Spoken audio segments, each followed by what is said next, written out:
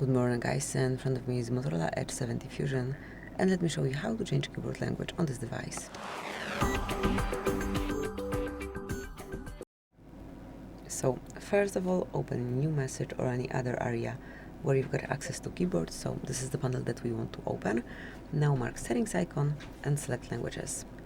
Click on plus icon to add a keyboard, and you can either scroll down till you find the preferred language, or in search area enter this language.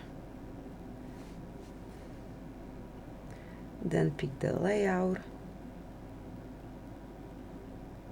Okay, so I'll choose something else so you can see the difference clearly.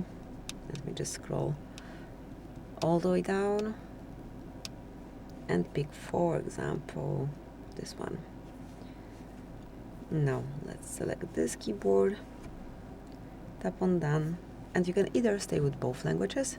In that case, you'll have this word icon here to switch between languages, and when you have one language only, this icon disappears and you have just the set language.